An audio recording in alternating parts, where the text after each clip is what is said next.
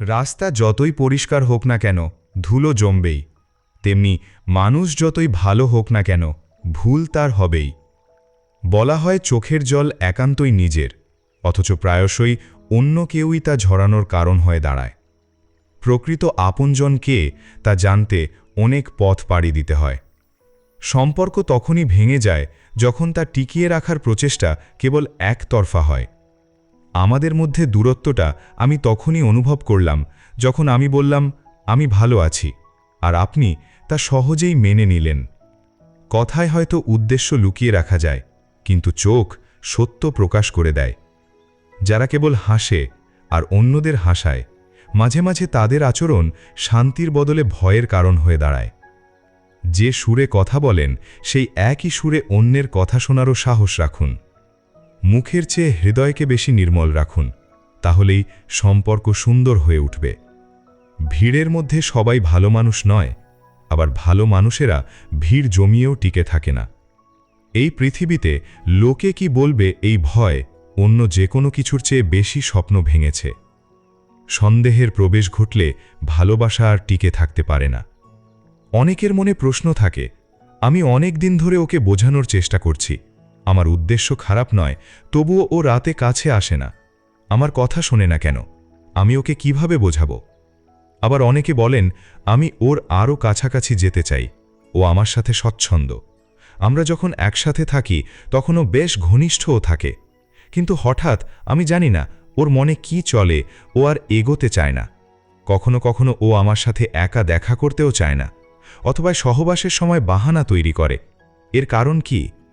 আসলে মেয়েদের চিন্তাভাবনা ছেলেদের থেকে বেশ আলাদা। বেশিরভাগ নারীর কাছে মেন্টাল এবং ইমোশনাল স্যাটিসফ্যাকশন অনেক বেশি গুরুত্বপূর্ণ। যতক্ষণ না তারা নিজেদের মধ্যে নিরাপত্তা, বিশ্বাস এবং একান্ত নিজস্ব অনুভূতি পায়, ততক্ষণ পর্যন্ত তাদের শারীরিক আকর্ষণ সেই পর্যায়ে তৈরিই হয় না। দুর্ভাগ্যবশত অনেক ছেলেই এই দিকটা খেয়াল করে না।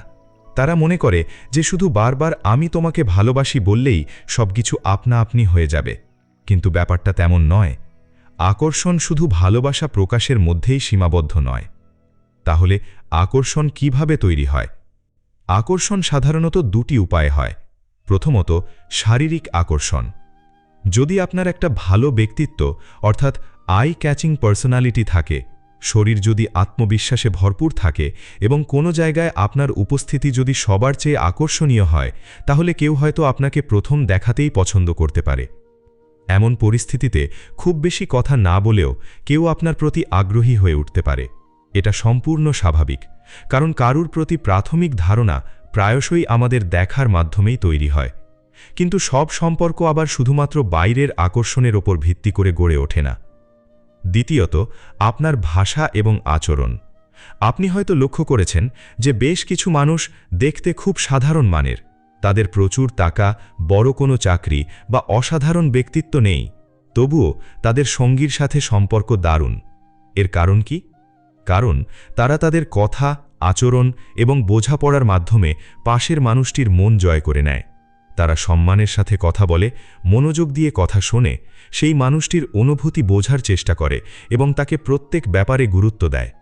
মেয়েদের কাছে ইমোশনাল কানেকশন অর্থাৎ তার আবেগের সঙ্গে সংযোগ প্রায়শই শারীরিক আকর্ষণের মতোই গুরুত্বপূর্ণ এবং কখনো কখনো তার চেয়েও বেশি।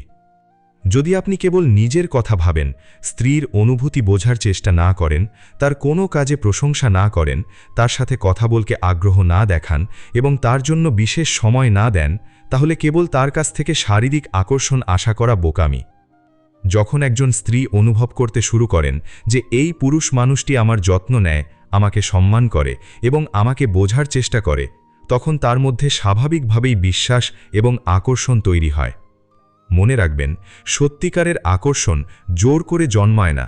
তাই কাউকে শুধু শুধু বোঝানোর চেষ্টা না করে এমন একটি সম্পর্ক গড়ে তোলার চেষ্টা করুন যেখানে আপনার স্ত্রী বা প্রেমিকা স্বেচ্ছায় এবং স্বতঃস্ফূর্তভাবে আপনার কাছে আসতে চাইবে।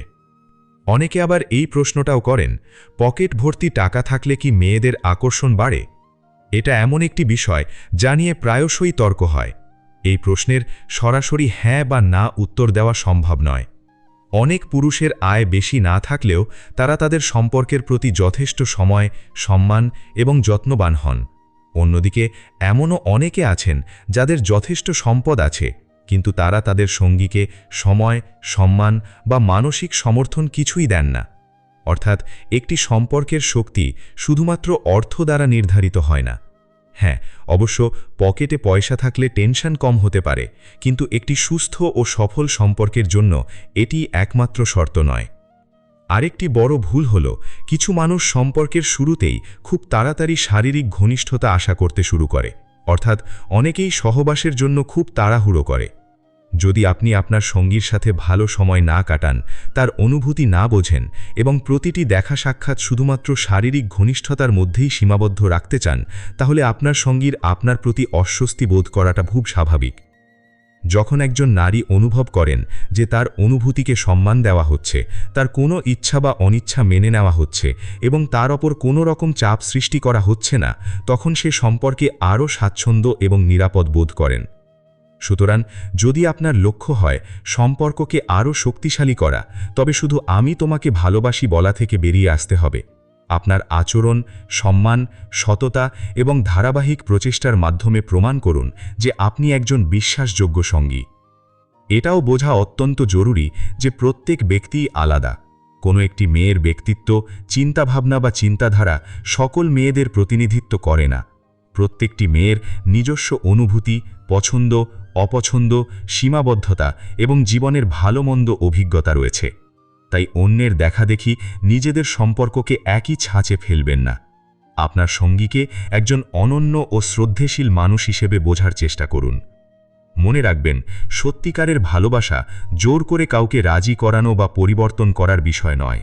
নিজেকে একজন অসাধারণ হাজব্যান্ড অথবা প্রকৃত প্রেমিক হিসেবে মেলে ধরুন তার কাছে, একজন কামুক পুরুষ হিসেবে নয়।